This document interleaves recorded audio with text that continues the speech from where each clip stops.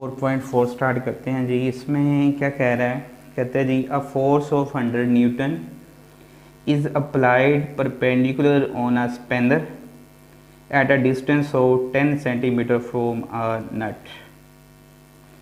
कहते हैं हमारे पास एक फोर्स है, गिवन डाटा में उसने हमें क्या दिया जी, फोर्स दी है 100 न्यूटन की, और फिर कह रहा है जी इसके ऊपर है 10 सेंटीमीटर स्पैनर जो है डिस्टेंस, स्पैनर से डिस्टेंस है उसके ऊपर 10 सेंटीमीटर की फोर्स लग रही है। तो हमने यहाँ पे डिस्टेंस ले लिया, उसको चाहे हम एल से प्रेजेंट कर दें या आर से कर दें या डी से कर दें, आपकी मर्ज़ी है। फिलहाल यहाँ पे लिखते हैं हम L is equal to 10 centimetre.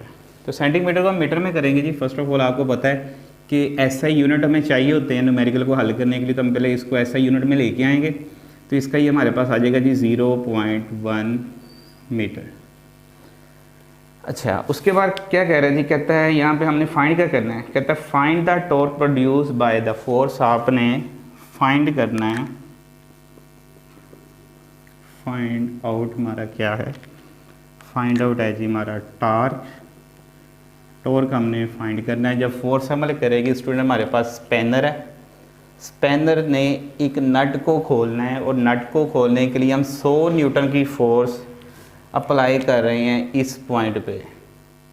इस पॉइंट पे जब हम 100 न्यूटन की फोर्स लगाएंगे, और इसका जो डिस्टेंस है पाइवट से यानी एक्सिस से, वो क्या है जी, वो है हमारे पास 10 सेंटीमीटर।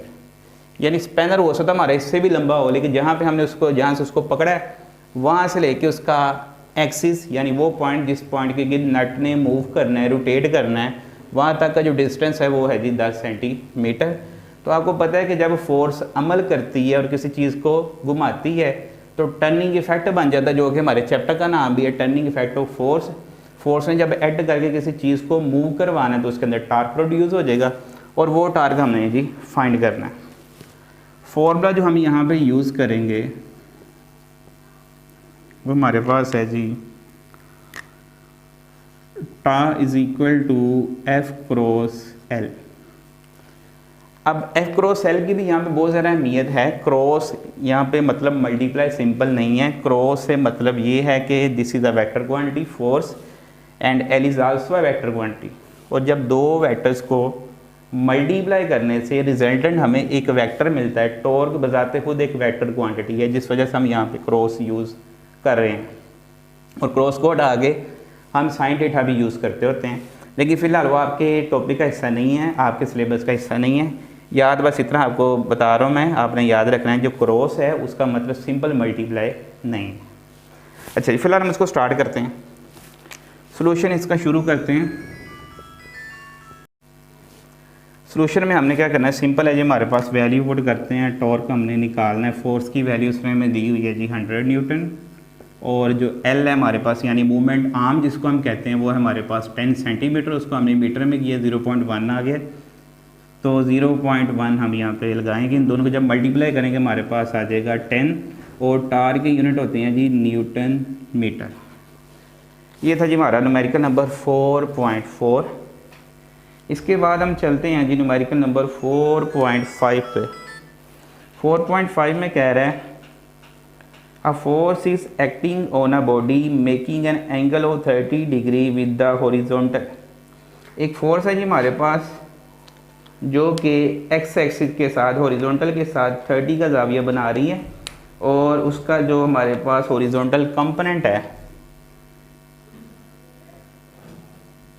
गिवन डाटा हमें क्या दिया हुआ है जी, उसने गिवन डाटा में उसने हमें सिर्फ और सिर्फ न्यूमेरिकल नंबर 4.5, इसमें उसने हमें गिवन डाटा में सिर्फ और सिर्फ फोर्स का एक्स कंपोनेंट दिया है, जो कि कितने न्यूटन है जी, फोर्स का एक्स कंपोनेंट उसने हमें दिया हुआ है 20 न्यूटन, और साथ में हमें बता रहा है जी making an angle of 30 degree.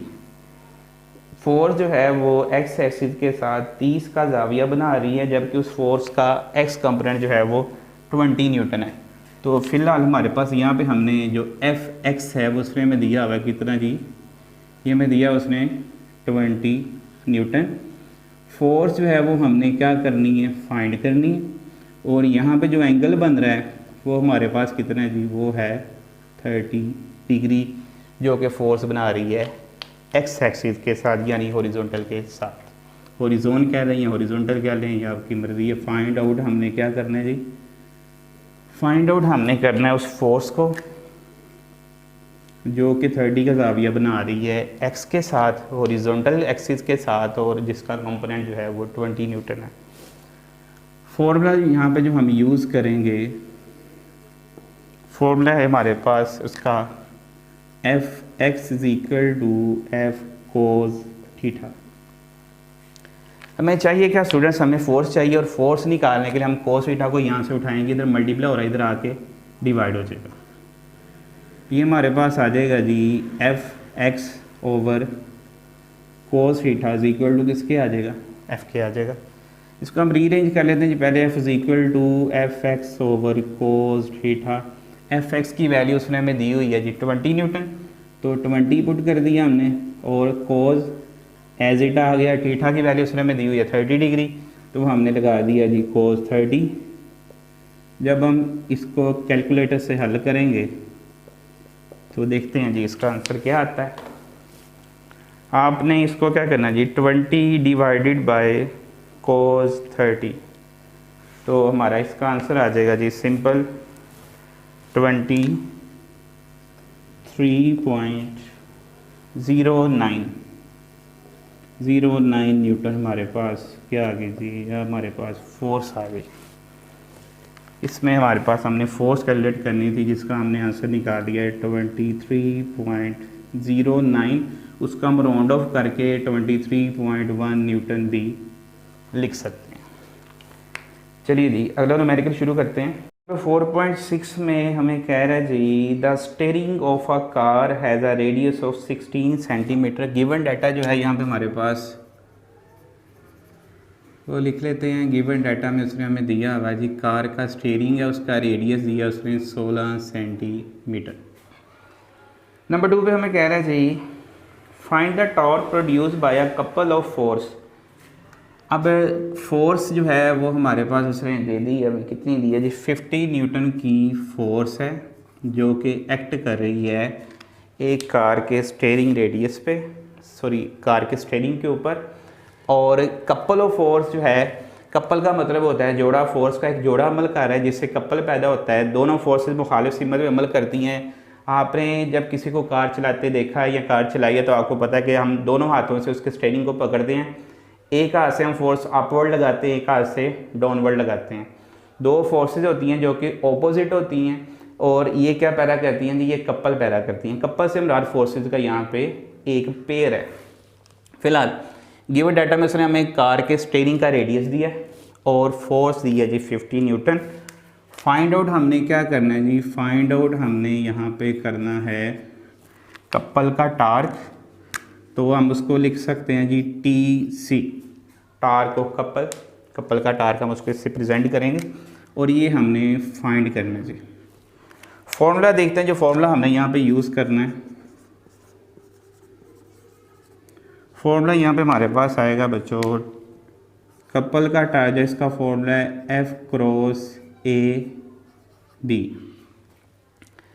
अच्छा, मैंने ऊपर एक डायग्राम बनाई है जिसमें कार का स्टीयरिंग हमने शो किया है। कार के स्टीयरिंग, इसका सेंट्रल पॉइंट O है, O से पॉइंट A तक का जो फासला है वो कितना है जी 16 सेंटीमीटर है। सेंटर पे O है, इधर हमारे पास A है और इधर B है। अब फॉर्मूला अगर हम देखें कपल का टार्क, तो F फोर्स है, AB जो है, AB एक्चुअली जो है उस सर्कुलर बॉडी का डायामीटर है।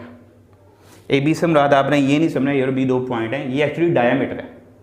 और डायामीटर हमारे पास क्या है, यहाँ से पॉइंट A से लेकर पॉइंट B तक जो है वो स्ट्रेनिंग का डायामीटर है। और डायामीटर जो है यहाँ पे हमने किसकी इक्वल किया हुआ जी, AB की इक्वल किया हुआ।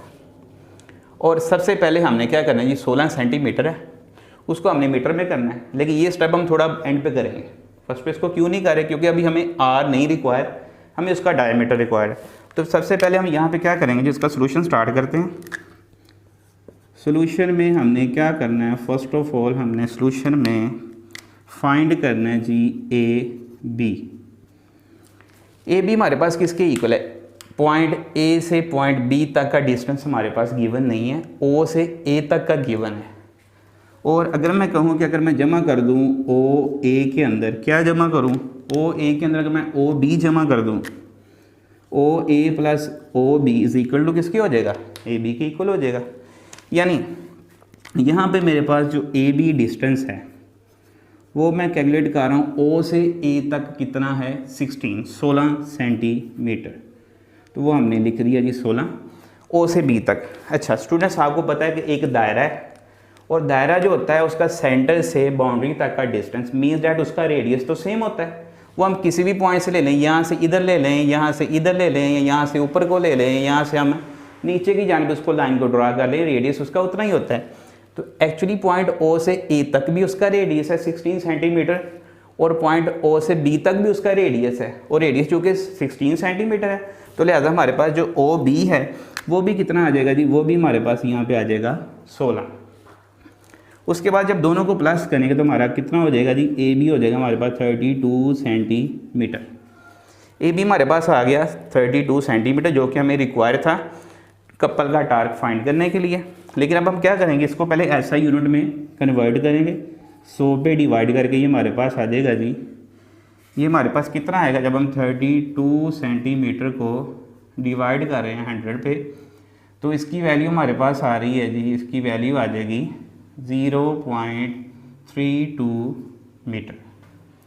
ये हमारे पास क्या आ गया जी, ये हमारे पास आ गई है ए बी की वैल्यू।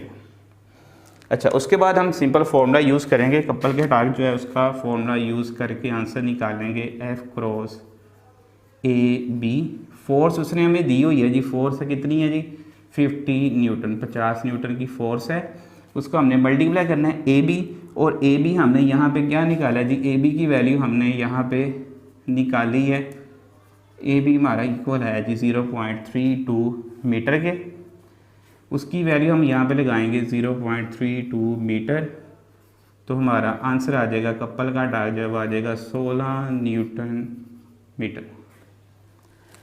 यहाँ पे हमें रिक्वायर था जी कपल का टार्क, वो हमने कैलकुलेट करके निकाला है, कितना निकाला है जी 16 न्यूटन मीटर।